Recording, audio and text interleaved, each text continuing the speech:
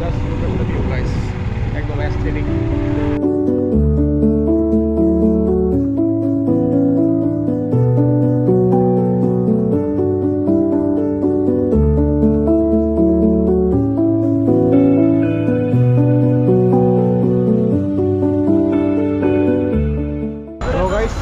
সবার তো আজকে হচ্ছে আমি বর্তমানে আছি সিলেটের আম্বারখানাতে, শহরের ভিতরেই। তো আজকে প্ল্যান হচ্ছে এখান থেকে চা বাগানে যাব, চা বাগানে যাই কিছু শ্যুট করবো। তারপরে হচ্ছে সিলেট শহরটা একটু ঘুরে দেখবো আশেপাশে কি আছে। সিলেটের চা, ঐতিহাসিক ফেমাস চা আছে একটা সাত রঙের, ওইদিকে একটু যাবো। এটা হচ্ছে সিলেটের আম্বারখানা। এখন হচ্ছে আমরা এখান থেকে একটা রিক্সা নিব, রিক্সা নিয়ে ক্লায়েন্টের বাসায় যাব। আমরা ওই জন্য রাতের বেলা হচ্ছে হোটেলে ছিলাম।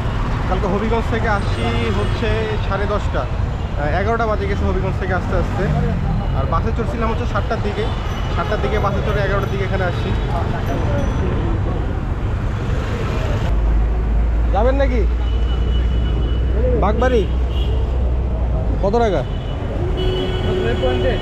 পয়েন্ট? না, এই আপনার আখড়াগলিতে ঢুকবো। হ্যাঁ চলেন।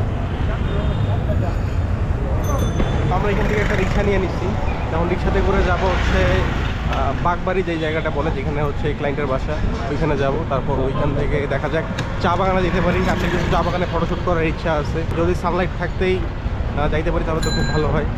চা বাগানে কিছু শ্যুট করবো, নিজেদের শ্যুট করবো, ক্লায়েন্টের শ্যুট করবো, দেখা যাক কী হয় এখন।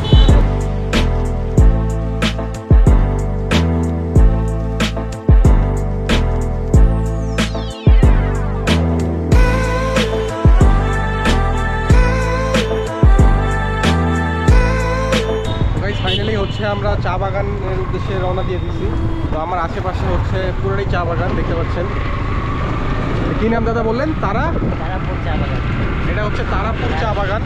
আর আমরা এখন যে রোড দিয়ে যাচ্ছি এটা হচ্ছে এয়ারপোর্ট রোড। দেখতে পাচ্ছি আশেপাশে পুরোটাই হচ্ছে চা বাগান। আর এখান থেকে হচ্ছে এয়ারপোর্ট হচ্ছে প্রায় 8 কিলোমিটার, 8 কিলোমিটার রাস্তা পুরোটাই চা বাগান। তো গাইস হচ্ছে আমরা এই স্পটটাতে দাঁড়াইছিলাম ফটোশ্যুট করার জন্য, কিন্তু আনফর্চুনেটলি আমরা এখানে ফটোশ্যুট করলাম না। কারণ আমরা যেই জায়গাটায় যাইতে যাচ্ছি ওইখান থেকে হচ্ছে সুন্দর ভিউ আছে, ওইখানে সিলেট স্টেডিয়াম দেখা যায়, একদম টপ, মানে টপ ভিউ যেটা আর কি। তো যার কারণে আমরা এখান থেকে চলে যাচ্ছি এখন। আর এখানে যদি আমরা সময়টা এখানেই দিতাম তাহলে ওইখানে আর যাইতে পারতাম না। তো এই দেখেন গাইস, অস্থির জায়গা। আর আমাদের মাঝে কিছু কিছু মানুষ থাকে যারা এক জায়গায় ঘুরতে আসে, সবসময় কানের মধ্যে মোবাইল লাগাই রাখে সবসময়। কি বলবো, রসকসহীন মানুষ এদেরকে বলা যায়। কি ভাই? হ্যাঁ ঠিক কিনা?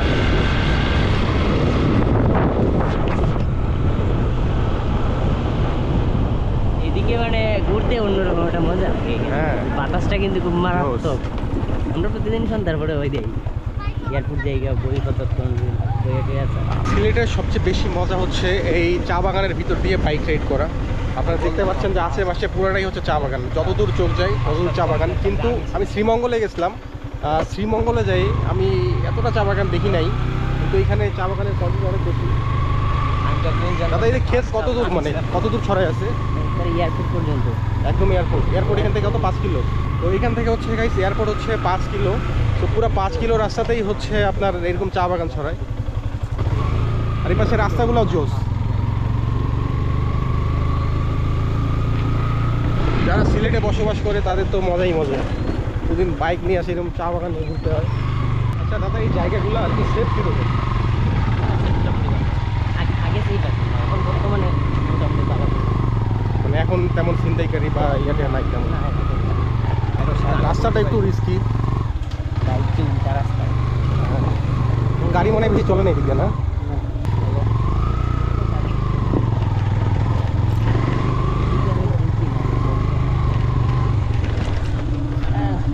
আস্তে আস্তে নামতে হবে। নাম উঠতে যাই। তো এইদিকে রাস্তায় মাঝখানে পাহাড়ের উপর উঠতে উঠতে গাড়ি আটকে গেছে আমাদের। আশেপাশে চা বাগান, আর এদিক দিয়ে বেশি গাড়ি চলাচল হয় না।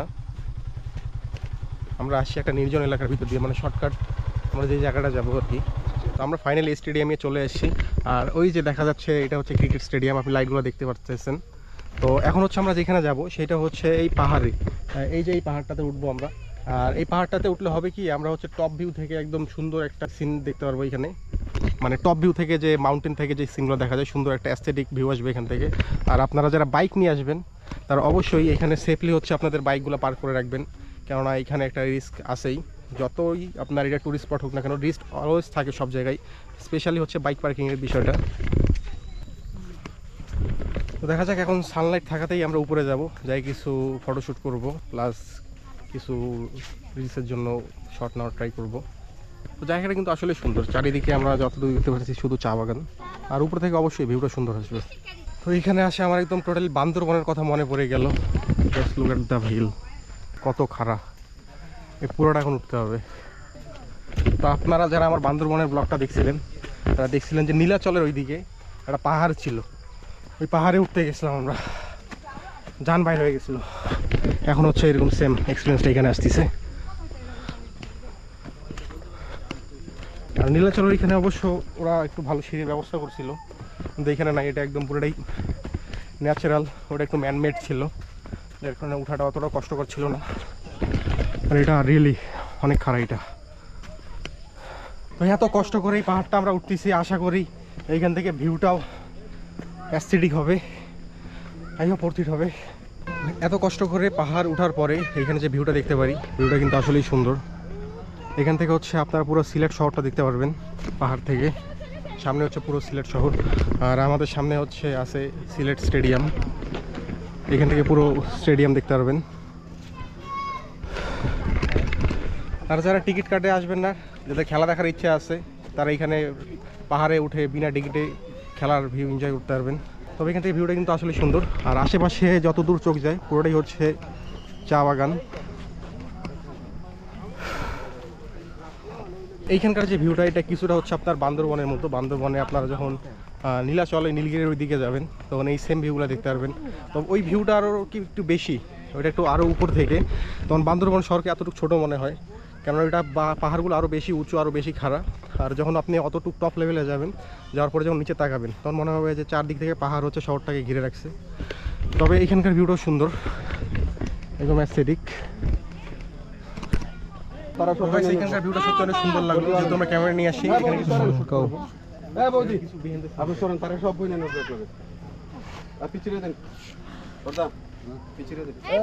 ওইখানে হচ্ছে আমাদের জয়দা আছে, ওনাকে দাঁড়া করাইছি মডেল হিসেবে, দেখা যাক ছবি কেমন আসে এখন।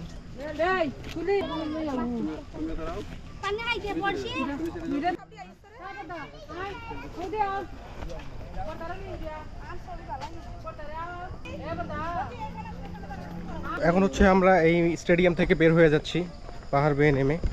নেক্সট আমরা কোথায় যাবো দাদা? কি চিল্লা? 22 চিল্লা, 22 চিল্লায় যাবো। এখন হচ্ছে আমরা দেখি ওইখানে কি এর চেয়ে নাকি অ্যাস্থেটিক ভিউ আরও আছে।